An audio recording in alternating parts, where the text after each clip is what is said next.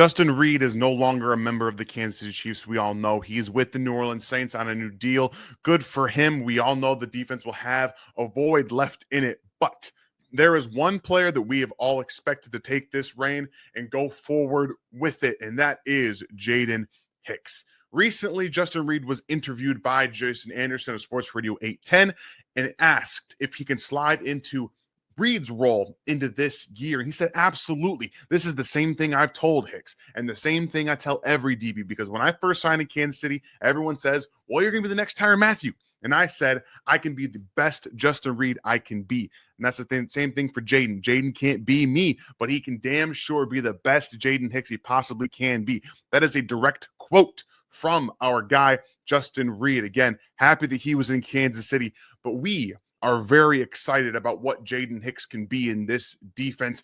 And one of the reasons he was the most excited player for me on the defensive side from last year's class is because I want to have him rated so high and because of what he can be in this defense. And I'm going to show you guys 4 plays today that really showcase the versatility, what he brings to this defense, and why he's going to be the breakout player on the 2025 Kansas City Chiefs. This is RGR Football, you guys. Welcome in. My name is Daniel Harms, senior film analyst, and this is going to be my very last video in this current house. So as you can see, everything behind me is going to be changing. That's going to be gone, like I said. But if you guys are new to the channel, please hit that sub button right now and allow me to earn a like from you as we work our way through what is bound to be, again, a very exciting type of film breakdown, because Jaden Hicks is far more than just a safety, right? We know him to be a lot different than what some of the other players the Chiefs have brought in from time to time. Brian Cook, his counterpart right here, namely one of them, Chamari Connor. While he does bring a lot of that strong safety mentality to his game, he's a different breed. He can do a lot more than these guys can do. And one of the things that I really want to pay attention to is where he's lining up, because again, the Chiefs do like to shift their defenses. Right here, you show 2 high safeties with Brian Cook and Justin Reid. But what they're going to do is they're going to rotate to a single high defense, which means that Brian Cook, right here, is going to shift back to that single high free safety look. They're going to play what's called cover 1 man. So you have right here a mugged up Nick Bolton, who's actually going to break back into a zone coverage role. He's going to be here. And then again, you have that single high here, and then you get man across the board. And one thing that I do appreciate about this is look how far away Jaden Hicks is from his man cover man. So we see already this is going to be a long way to go for him, but that is his responsibility. And the running back for Denver Broncos is going to play action a little bit here and then just kind of go out into the flat. Right there, we see that's where he ends up going. Outside receiver is going to release inside and take this more to like that kind of fade corner position right there. And then on the opposite side, we're going to have conversely contrasting positions where you have an inside release to get to the outside, and then he's going to come in and rotate back around to more of that out route. This receiver here is going to release to the in and then come over. So you have more of like a crossing action on the offensive side here. But again, this is a clear out route, because if you look at the left side of the defense, there's not a whole lot of coverage here on this side, even though Nick Bolton's going to be more of a middle roaming type of defensive coverage player. This is a designed clear out route on the left-hand side to get the running back in space on the linebacker. So they want to get a mismatch, right? Even though it's Javonte Williams, typically speaking, a running back on a linebacker is where you want. But this is the closing speed, right? And honestly, with the motion or the movement of the quarterback from left to right in the pocket, it's designed, again, to create more space, to get Nick Bolton specifically to widen out here, just to create more space for Williams, which it does. You can see here, he's got a lot of space, but one thing that Bo Nix didn't really count on is Jaden Hicks coming across the field and getting his man from that kind of depth. So there's a lot of different things that the Chiefs can do with Jaden Hicks, namely, again, 2 high safeties. They can put him at single high. They can rotate him down and playing him in man coverage against running backs, tight ends, receivers, which we'll get to here in a second.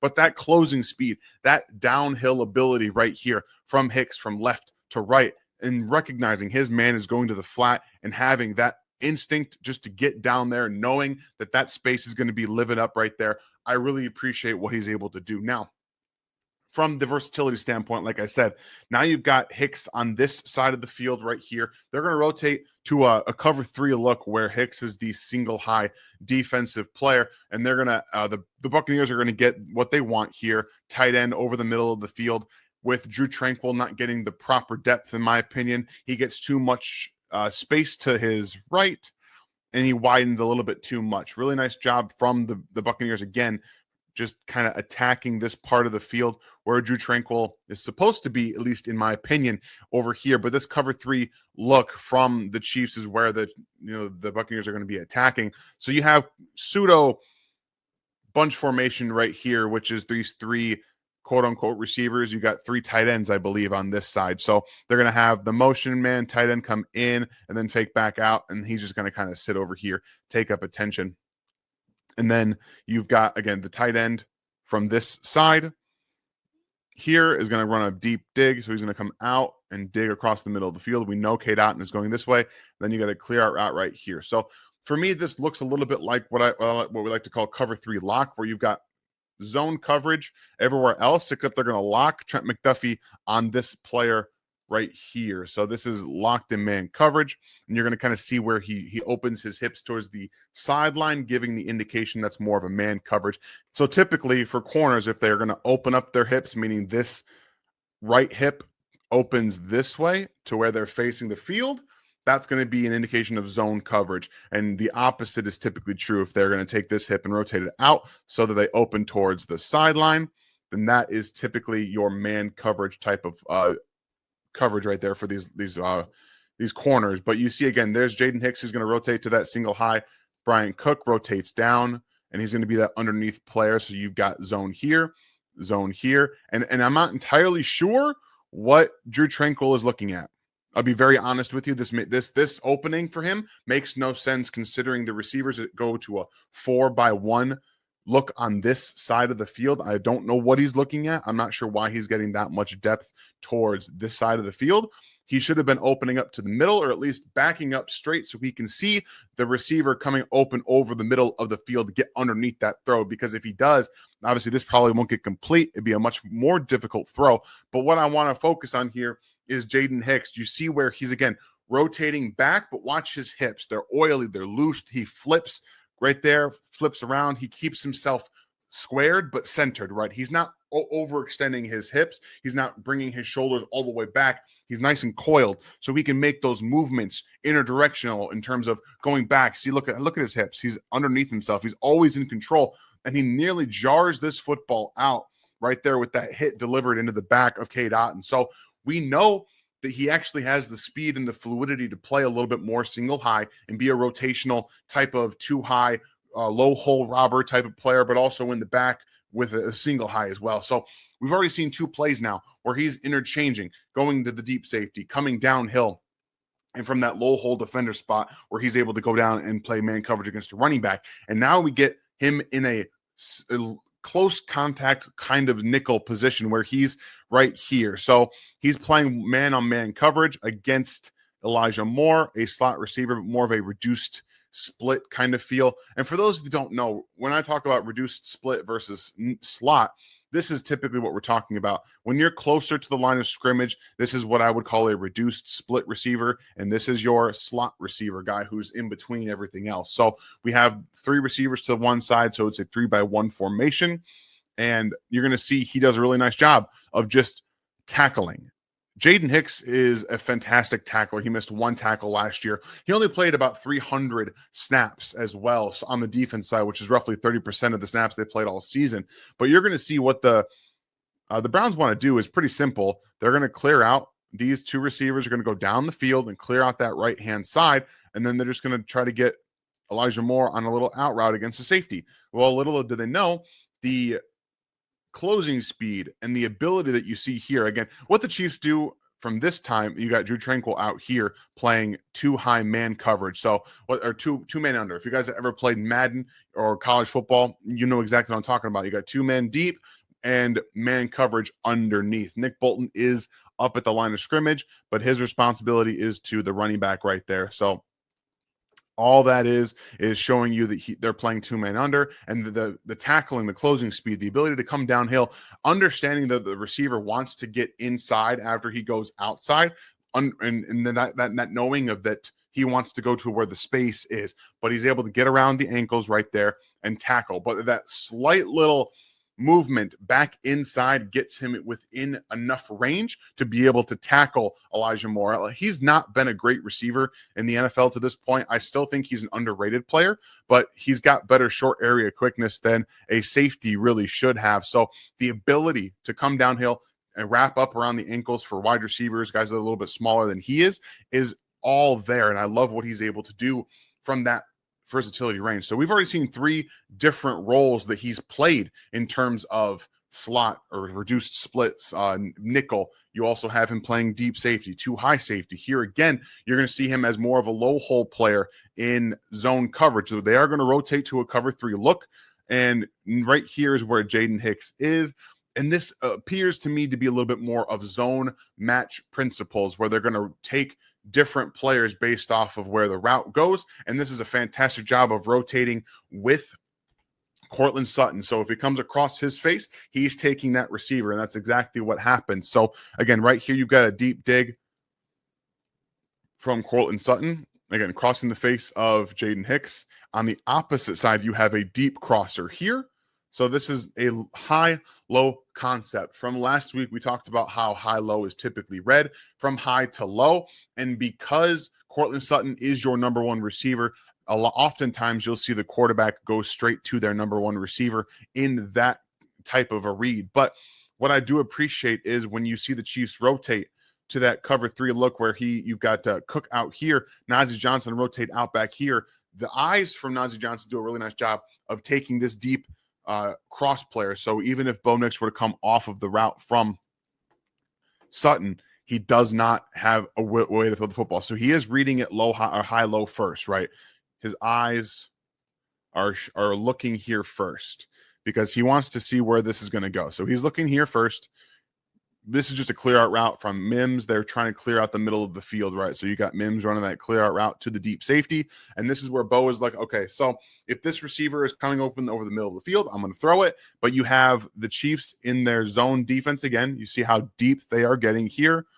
Nice depth from the linebackers, making sure that they cover that underneath, or at least are in the way of some of those over the middle throws. And that's where you see Jaden Hicks do a nice job of just going with. And again, this is what I'm talking about with the eyes going here.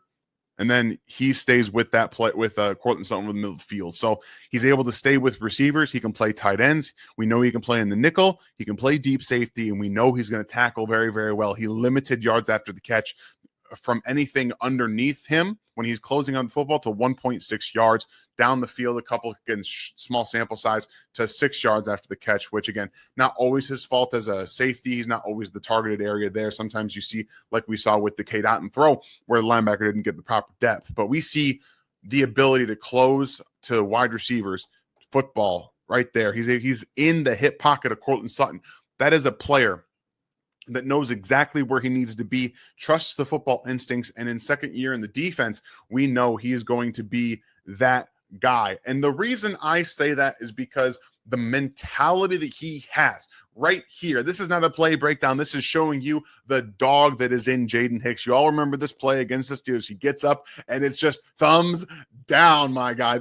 I don't care that he got a penalty for this. This was one of my favorite moments, not just from Jaden Hicks, but from the entire 2024 season. Just no, it's 4th and 20. I am not letting you catch this football. And when you're on the ground, I'm going to show you that as an absolute no. So Jaden Hicks, multifaceted player, can do everything a little bit more than Justin Reid in terms of playing single high. They really didn't want Reid to play in a single high look at all. So when he talked about in that interview about how he can be the best Jaden Hicks that he can be in this defense, we know Steve Spagnuolo and Dave Merritt get the best out of their guys. The reason Jaden Hicks is going to be a huge factor and a breakout player for the Chiefs in 2025 is because of what we just saw. The ability to play in 5 different situations, man coverage on a running back. We see him pretty much zone match against Courtland Sutton. playing single high, rotating to a 2 high, and then coming down and playing in the nickel. He can do everything in that regard. And in the second year, when he's more caught up to speed with the defense, he's not thinking as much. He's going to be able to play faster. He clicks and he closes very, very well. He's a great tackler. This is exactly why Jaden Hicks is going to be one of the best players in this defense in his second year in Kansas City. I hope you guys enjoyed this in-depth breakdown of why I think Jaden Hicks is going to be the breakout player in 2025. Please, if you're new to the channel, hit that sub button right now. Right now, we're going to be moving out of the space and into a new one. So the next time I actually have the whole setup and everything up and running, you guys will see something different, a little bit, work on the background a little bit. This was just more of a in-place moment for me. So we'll have some more things for you guys. Again, thank you so much for the continued support. Training camp starts this weekend. This weekend, we are going to have more things to talk about. The excitement, the impact, you guys' support, everything here is just about to kick off. So please enjoy the rest of your day, and I'll see you guys next time. Thanks for watching this video from the team at RGR Football. Click these videos to see more and subscribe to RGR Football.